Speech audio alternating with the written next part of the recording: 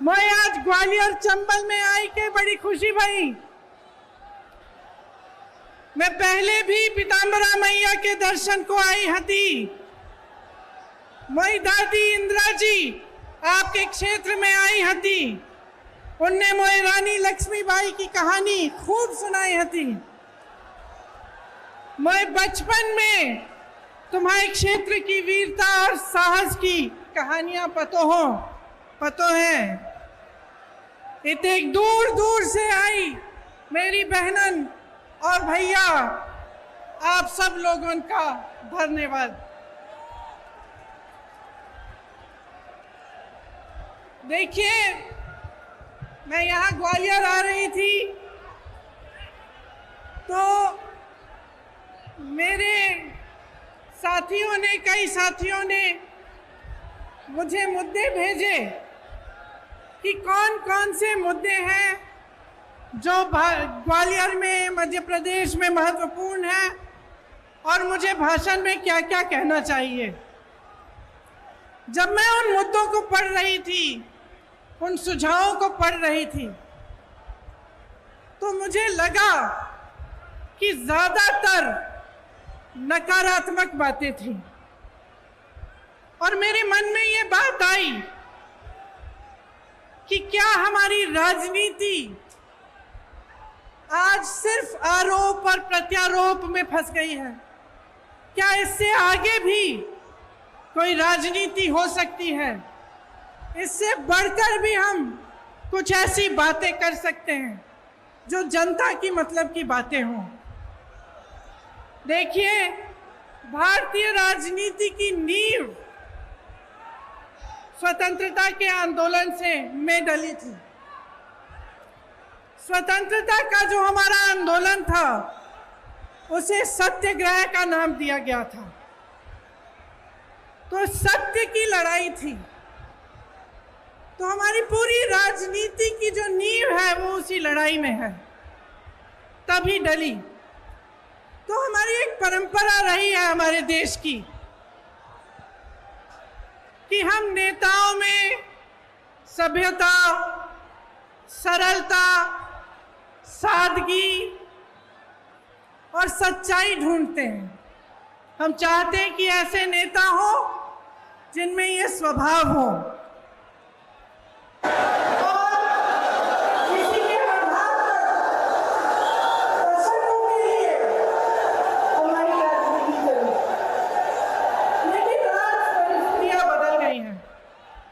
आरोप प्रत्यारोप, एक दूसरे की बुराई, हम मंच पे आते हैं, आपको गिनवा देते हैं कि इनके क्या गुण हैं और अवगुण हैं, वो हमारे गिनवा देते हैं। और मुझे अक्सर लगता है कि इस बीच जो जनता के असली मुद्दे हैं वो डूब जाते हैं। आजकल शोहरत, बड़े बड़े बिजनेस वालों को देश की संपत्ति सौंपने की राजनीति, अहंकार की राजनीति चलती है। मैं भी जब यूपी गई तो मेरे साथियों ने बोला, दीदी बड़ी गाड़ी में बैठो। मैंने कहा क्यों? कहते भौकाल होना चाहिए। तो आजकल भौकाल की राजनीति है, शान शोहरत की राजनीति है, और कहीं पे बीच में जो जनता की समस्याएं हैं, जो सत्य है इस देश का, वो डूब रहा है। यहाँ खड़े होकर ये कहना बहुत आसान है, दूसरों की आलोचना करना बहुत आसान है। आखिर राजनीतिक सभ्यता को कायम रखने की सबसे बड़ी जिम्मेदारी किसकी होती है? प्रधानमंत्री की ही होती है। लेकिन 2 दिनों पहले की बात है, विपक्ष की बहुत बड़ी मीटिंग हुई। तमाम विपक्षी दल के बड़े बड़े वरिष्ठ नेता आए। उसी दिन या अगले दिन प्रधानमंत्री जी का एक बयान आया और इस बयान में उन्होंने कहा कि जितनी भी विपक्ष के नेता हैं, जितने भी विपक्ष की पार्टियां हैं, एक झटके में प्रधानमंत्री जी ने जैसे सब धान 22 पसेरी सबको चोर बोल डाला। इतने वरिष्ठ नेता, अपने अपने प्रदेशों के प्रतिनिधि, बड़ी बड़ी पार्टियों के नेता, जिन्होंने आजीवन देश के लिए संघर्ष किया, जिनका देश प्रदेश में आदर है, जो जनता के मुद्दे उठा उठा कर आगे बढ़े राजनीति में, उनका इस तरह का अपमान प्रधानमंत्री जी ने खुद कर दी। और दूसरी तरफ देखिए, मणिपुर में 2 महीनों से पूरा प्रदेश जल रहा है, घरों में आग लगाई जा रही है, मार काट हो रही है आपस में, महिलाओं के साथ भयावह अत्याचार हो रहा है, बच्चों के सर पर छत नहीं रहे, और हमारे प्रधानमंत्री जी ने 77 दिन के लिए कोई बयान ही नहीं दिया इस पे। वहां पे एक्शन लेना छोड़िए, एक लफ्ज नहीं कहा। कल मजबूरी में, क्योंकि एक इतना भयावह वीडियो वायरल हुआ कि वो फिर चुप नहीं रह पाए, तो मजबूरी में कल एक बयान दिया उन्होंने, एक वाक्य बोला, और उस वाक्य में भी राजनीति घोल दी। उस वाक्य में भी उन्होंने उन प्रदेशों का नाम ले लिया जिसमें विपक्ष की सरकार है। तो मैं आपसे पूछना चाहती हूं कि ये जन आक्रोश लिखा है, ये जन आक्रोश किस बात का? ये जन आक्रोश आपके ही मुद्दों पर है कि नहीं है? और यहां खड़े होकर मैं भी इस 30 मिनट के भाषण में 10 मिनट प्रधानमंत्री जी की आलोचना कर सकती हूं। 10 मिनट के लिए मैं ये कह सकती हूं कि कितनी घोषणाएं, नकली घोषणाएं की, कितने घोटाले किए, कितने नाटक करते हैं शिवराज जी। और मैं 10 मिनट के लिए सिंधिया जी के बारे में भी बोल सकती हूं कि किस तरह से अचानक उनकी विचारधारा ही पलट गई।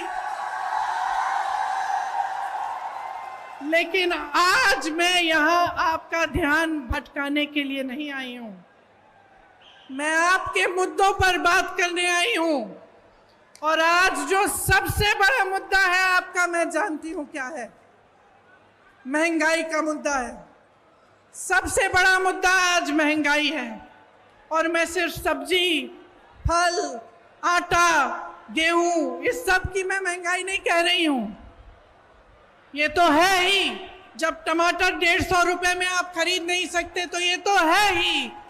लेकिन इस महंगाई से किस तरह आपकी कमर तोड़ी जा रही है, उसकी बात कर रही हूँ। मैं वो बात कर रही हूँ कि जब घर में इतनी बारिश हो रही है, आजकल छत से कुछ पानी गिर रहा है, आपको मरम्मत करवानी है, वो मरम्मत महंगी हो गई है। आपको किसी के घर जाना है, कुछ ले जाना है उनके लिए, वो खरीदना मुश्किल हो गया है।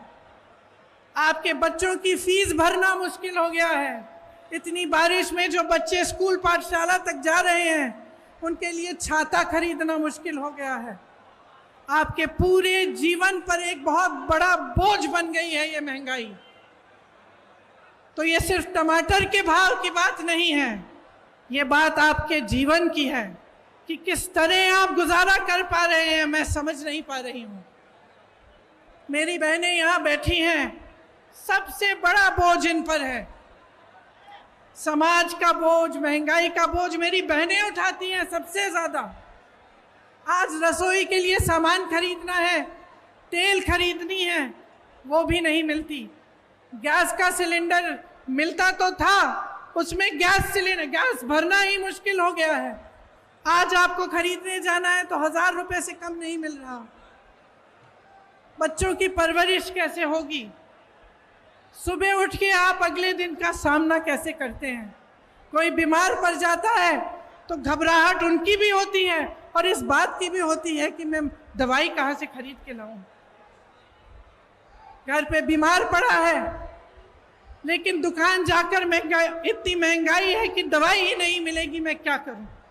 आज ये है आपकी परिस्थितियां। तो इस बीच मुझे उचित नहीं लगता कि यहां आकर मैं फिजूल की बातें करूं, मैं दूसरों की बार बार आलोचना करती रहूं। मुझे ये उचित लगता है कि हर चुनाव में, हर प्रदेश में, हर गांव में, हर मोहल्ले में जब कोई नेता जाता है तो उसे जनता के मुद्दों पर बात करना पड़ेगा। उसको बताना पड़ेगा कि ये महंगाई क्यों है, कि महंगाई के साथ साथ इतनी बेरोजगारी क्यों है, कि एक ऐसी सरकार क्यों है आज हमारे देश में जिसने पूरी की पूरी देश की संपत्ति एक या दो बड़े बड़े बिजनेस वालों को बेच दी। जहां से आपको रोजगार मिलता था, उन कंपनियों को जब इन्होंने अपने मित्रों को सौंपा तो उनको मालूम होगा कि आप बेरोजगार होंगे। आपको रोजगार कहां से मिलता था? पीएसयू से मिलता था, बड़ी बड़ी जो सरकारी कंपनी थी उनसे मिलता था। आपको रोजगार खेती की कमाई से मिलता था, आपको रोजगार सेना से मिलता था, आपको रोजगार छोटे छोटे व्यापार से मिलता था। आज परिस्थितियां क्या हैं? जो बड़ी बड़ी कंपनियां हैं वो तो सारी सौंप दी इन्होंने अपने दोस्तों को। सेना की भर्ती का क्या किया अग्निवीर का आप जानते हैं। आपका ये जो क्षेत्र है, ग्वालियर का क्षेत्र, रानी लक्ष्मीबाई जी का क्षेत्र है, यहां से तमाम वीर जवान जाकर हमारे सरहद पे खड़े होते हैं। आप जानते हैं सबसे अच्छी तरह कि जब से अग्निवीर की स्कीम आई और 4 साल की सेना में भर्ती कराई गई, तब से क्या स्थिति है। मैं कुछ हरियाणा के नौजवानों से मिली, उन्होंने मुझे बताया कि ट्रेनिंग से ही लोग वापस जा रहे हैं घर। तो कहते हैं कि हम इतनी ट्रेनिंग, इतनी कड़ी ट्रेनिंग कर किस लिए रहे हैं। हम इतनी कड़ी ट्रेनिंग इसलिए कर रहे हैं कि 4 साल बाद हम बेरोजगार होकर वापस आ जाएं, और जब घर आएंगे तो सरकार ने ये परिस्थितियां बना दी हैं कि घर पे भी किसानी से चाहे जितनी भी मेहनत कर लो, इतनी महंगाई है, इतनी मुश्किलें हैं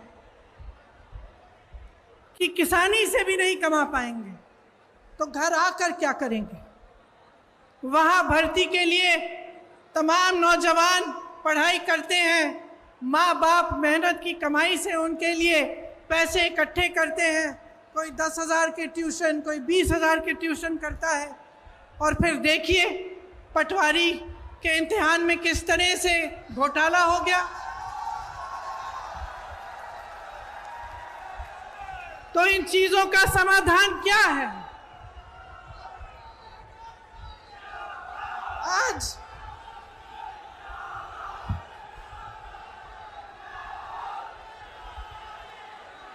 शर्म की बात है, शर्म की बात है कि सिर्फ मात्र सरकारी जो नौकरियां हैं मात्र 21 दी गई हैं पिछले 3 सालों में।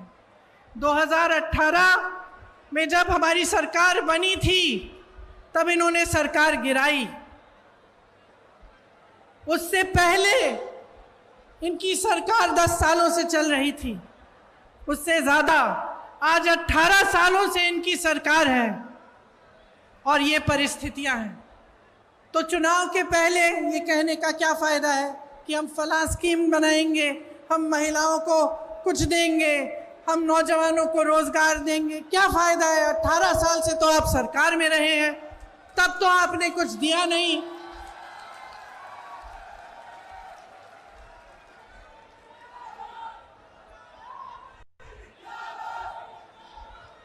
तो ये परिस्थितियां हैं, ये सच्चाई है। आपके मुद्दे क्या हैं? महंगाई है, बेरोजगारी है। जिस तरह से ये घोटाले पे घोटाला होता जा रहा है, जिसकी बड़ी लंबी लिस्ट है, यहाँ मेरे पास निकालती हूँ क्योंकि इतनी लंबी है कि इतने सारे याद भी नहीं रह पाते। खैर निकाल के बाद मैं बताऊंगी, दिख नहीं रही। तो इन्होंने इतने सारे घोटाले किए, कुछ नहीं छोड़ा, सड़कें नहीं छोड़ी, कुछ नहीं छोड़ा, भगवान की मूर्तियां नहीं छोड़ी महाकाल में।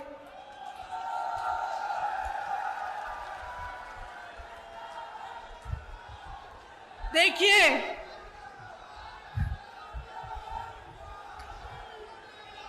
एक बात है, देखिए, दो बातें।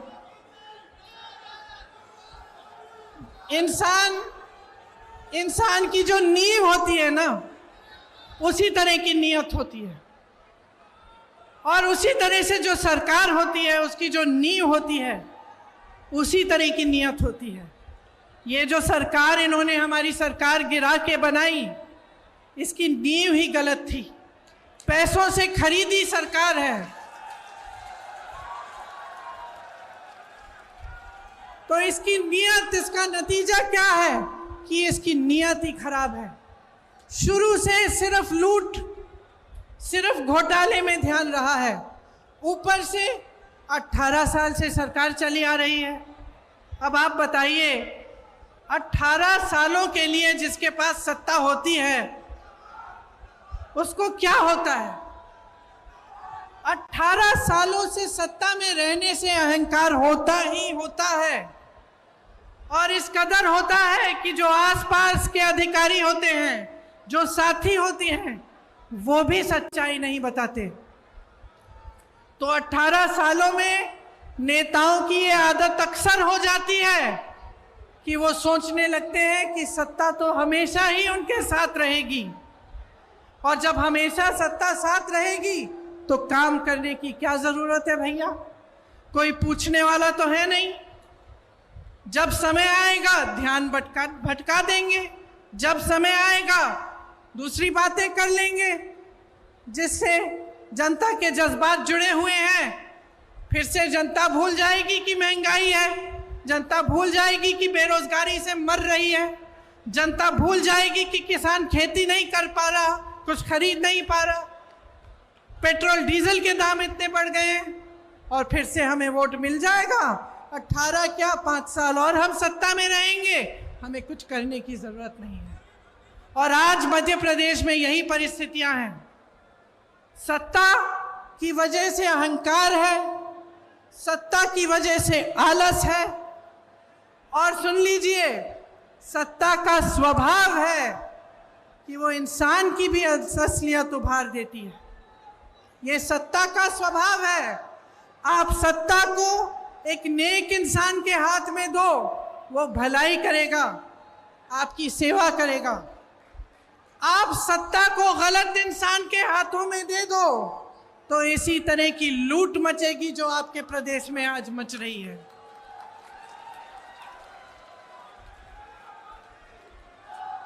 महंगाई, बेरोजगारी से समाज में तनाव बढ़ता है। जब समाज में तनाव बढ़ता है तो अत्याचार बढ़ते हैं, और अत्याचार हमेशा उन्हीं पर होते हैं जो ज़्यादा कमज़ोर हैं। आप सब ने देखा कि आदिवासियों के साथ किस तरह की हरकतें की जा रही हैं। आपने देखा कि इनके शासनकाल में दलितों के साथ कितने अत्याचार हो रहे हैं। महिलाओं की तो हम बात ही ना करें, हर रोज़ बलात्कार होता है। एक तरफ आपके अखबारों में बड़े बड़े इश्तिहार हैं इनकी सरकार के, और दूसरी तरफ ये खबरें कि किसी भाजपा के नेता के बेटे ने किसी के बलात्कार किया है, उसका आरोपी है, या फिर किसी महिला की छेड़छाड़ की है। तो ये परिस्थितियां हैं। अब आपको समझाना जरूरी भी है, लेकिन मैं जानती हूं कि सबसे ज्यादा विवेक जनता में होता है, सबसे ज्यादा। और मेरी समझ ये है कि जनता कभी गलत निर्णय नहीं लेती। जो भी निर्णय है उसका आदर लोकतंत्र को करना पड़ता है। तो अब समय आ गया है कि आप अपने लिए, अपने भविष्य के लिए एक बहुत बड़ा निर्णय करने वाले हैं। यह निर्णय क्या है कि अगले 5 सालों में क्या आप यही चाहते हैं जो आपने पिछले 5 सालों में देखा? और इस विषय में मैं आपसे पूछना चाहती हूं, मेरे नौजवान भाई बहन, बताइए आप में से कितनों को रोजगार मिला है?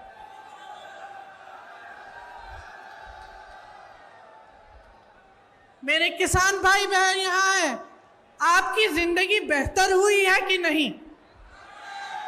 नहीं हुई? 5 सालों में आपकी तरक्की हुई है कि नहीं? यहाँ व्यापारी होंगे, छोटे दुकानदार वाले भी होंगे, रेहड़ी पटरी वाले भी होंगे। क्या आपके जीवन में तरक्की आई है कि नहीं? आप कितनी मेहनत से कमाते हैं, कुछ नहीं बचता आपके पास।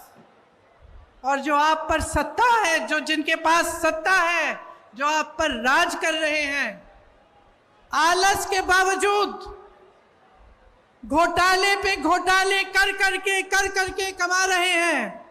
बड़े बड़े आलीशान महल हैं उनके, बड़े बड़े बिजनेस वालों के साथ घूमते फिरते हैं, लेकिन आपके पॉकेट में, आपके जेब में एक पाई नहीं बिचती। आज ये अभाव है तो इसलिए है क्योंकि आप जागरूक नहीं बने। मैं आप ही को दोषी ठहराऊंगी कि आपकी जागरूकता में कमी है। आप नेताओं से सही सवाल कर नहीं रहे हैं। आप नेताओं से पूछिए कि इतने घोटाले क्यों हो रहे हैं, कि आपने 22,000 घोषणाएं की, उसमें से क्या आपने 2,000 भी पूरी की? आप क्यों नहीं पूछ रहे हैं कि ये 20-25 घोटाले, इनकी जो लिस्ट है ये हर रोज बढ़ती कैसी चली जा रही है? आप ये नहीं पूछते कि आपके लिए इतनी महंगाई और इस देश के जो बड़े बड़े उद्योगपति हैं, जिनको इन सरकारों ने आपकी संपत्ति दे दी है, उनकी कितनी कमाई है? मैं बताती हूँ। 1600 करोड़ रुपए एक उद्योगपति एक दिन में कमा रहा है, जिसको इस देश की संपत्ति दे चुके हैं। 1600 करोड़ रुपए एक दिन में। और इस देश का किसान एक दिन में 27 रुपए नहीं कमा पा रहा। तो आज मैं आपसे पूछना चाहती हूं, बदलाव चाहते हो कि नहीं चाहते हो? आप एक ईमानदार सरकार चाहते हो कि नहीं चाहते हो? आप इस सरकार को हटाकर एक ऐसी सरकार बनाना चाहते हो जो आपके लिए दिन रात एक करके काम करे कि नहीं? आज 1600 युवा बेरोजगार हैं प्रदेश में। 1600 युवा आत्महत्या कर रहे हैं बेरोजगारी की वजह से। युवा जो होता है वो आशा रखता है, महत्वाकांक्षाएं होती है उसकी, माँ बाप के लिए कुछ करेगा, कमाएगा, घर में जो बच्चे हैं उसकी परवरिश करेगा। आज वो सारे सपने तोड़ दिए हैं। क्या आप ऐसी सरकार चाहते हैं जो रोजगार दिलवाए, जो आपको मजबूत बनाए, जो मध्य प्रदेश के नौजवानों को अपने पैरों पे खड़ा करे कि नहीं? मैंने उत्तर प्रदेश में एक नौजवान से पूछा कि बेटा, ये जो राशन की बोरी तुम्हें दी जाती है, तुम्हें ये चाहिए कि तुम्हें नौकरी चाहिए? मैं सबसे पूछती थी, एक ऐसा नौजवान नहीं था जिसने कहा मुझे राशन की बोरी दो। एक नहीं था। जितने भी नौजवान थे, चाहे जितने गरीब हों, चाहे छोटे छोटे से घर में रहते हों, वो सब कहते थे हमें रोजगार चाहिए, हमें नौकरी चाहिए, हम अपने पैरों पे खड़े होकर अपने परिवार के लिए खुद कमाना चाहते हैं। और इस सरकार ने आपको निर्भर बनाने का काम किया है। आपको राशन पर निर्भर करेंगे या आपको अपनी फालतू की स्कीमों पर निर्भर करेंगे जिसमें आपको कुछ मिलता भी नहीं है, लेकिन आपको रोजगार नहीं दिलवाएंगे, आपको अपने पैरों पर खड़े होने का काम नहीं करने देंगे। इसीलिए कांग्रेस जो है वो आपके लिए कुछ वादे, कुछ गारंटी लाई है। जब मैं कहती हूं कि कांग्रेस गारंटी देगी, तो मैं इस आधार पर कहती हूं कि हमारी जहां जहां सरकारें हैं, वहां वहां हमने जो गारंटी दी वो निभाई जा रही हैं। चाहे आप मध्य प्रदेश में चाहे आप कर्नाटका में, चाहे आप हिमाचल प्रदेश में, चाहे आप राजस्थान में देखें, तो जो वादे किए थे वो निभाए जा रहे हैं।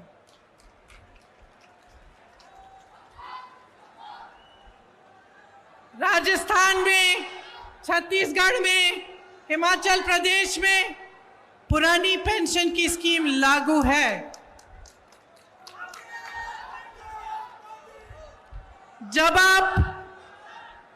आप सरकारी नौकरी लेने जाते हैं तो उसमें सबसे बड़ी चीज क्या होती है? जीवन के लिए सुरक्षा। मतलब कि नौकरी 20-25 साल नौकरी करने के बाद आपको पेंशन मिलेगा, आपको एक सहारा मिलेगा। वो सहारा आज नहीं मिलता सरकारी कर्मचारियों को। सरकार कहती है पैसे नहीं है इसके लिए। तमाम सरकारी कर्मचारी परेशान हैं।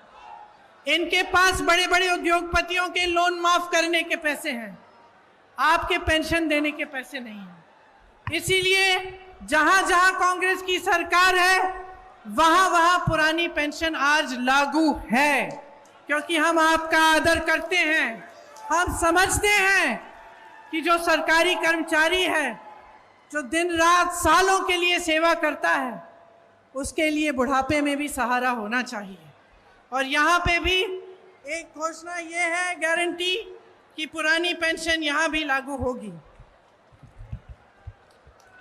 मेरी बहनों के खातों में हर महीने सीधे 1500 रुपए डाले जाएंगे। जो गैस का सिलेंडर आज आपको 1000 रुपए से कम में नहीं मिल रहा है, आपको 500 रुपए में दिलवाया जाएगा। 100 यूनिट बिजली आपको माफ होगी, मुफ्त में मिलेगी। और 200 यूनिट पर बिजली बिल आधी की जाएगी। जो किसानों के कर्ज माफ करने का काम हमने 2018 में शुरू किया था, वो नई सरकार अगर कांग्रेस की बनेगी तो उसे पूरा करेगी।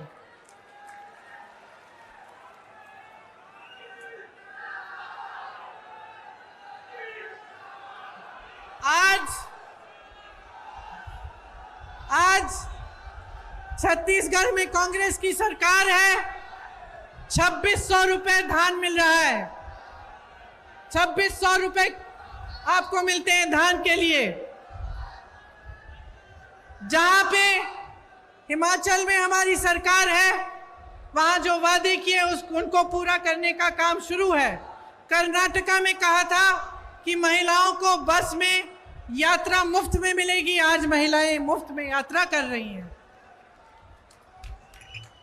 तो इस बार मध्य प्रदेश में मुझे लगता है कि प्रचंड बदलाव की लहर है। और मैं आपसे आग्रह करती हूं कि प्रचंड बहुमत से आप इस बार कांग्रेस को जिताइए। एक ऐसी मजबूत सरकार बनाइए जो न खरीदी जा सके न गिराई जा सके, जो 5 सालों के लिए दिन रात आपके लिए काम करे और आपके ही भविष्य को मजबूत बनाए।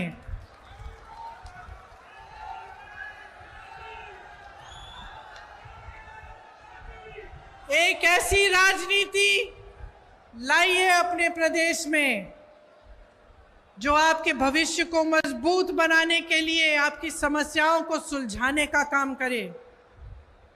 आपकी जितनी भी छोटी छोटी समस्याएं हैं और जितनी बड़ी समस्याओं से आप जूझ रहे हैं, उनको सुलझाने का काम पहले दिन से शुरू होना चाहिए। और कमलनाथ जी से मैं अपनी तरफ से एक छोटी सी मांग अपनी तरफ से भी करना चाहती हूँ। अभी रास्ते में मैं यहाँ आ रही थी तो कुछ मुझे दिव्यांग लोग मिले। उन्होंने कहा कि उनका पेंशन सिर्फ मात्र 600 रुपये है। तो मैं आपसे आग्रह करती हूं कि आपकी जब सरकार बनेगी तो उनका पेंशन भी जरूर बढ़ाइएगा।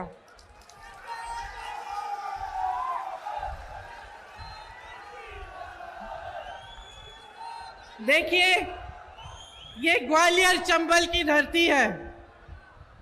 जैसे मैंने कहा, झांसी की रानी की धरती है। बड़े बड़े यहां से महापुरुष हुए, अपने क्षेत्र के लिए, अपने देश के लिए, अपनी जनता के लिए जी जान एक की।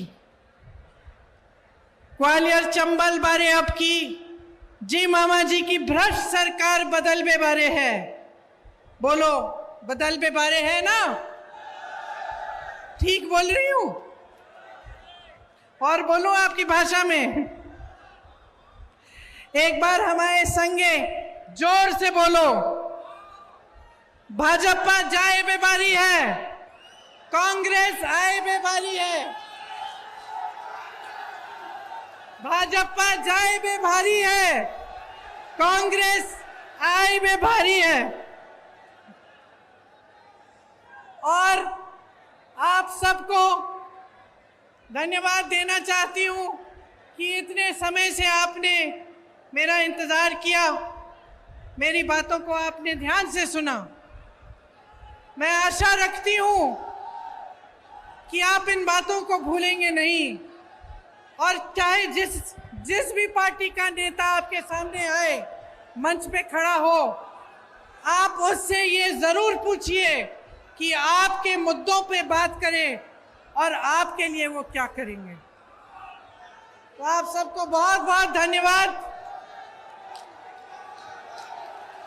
जय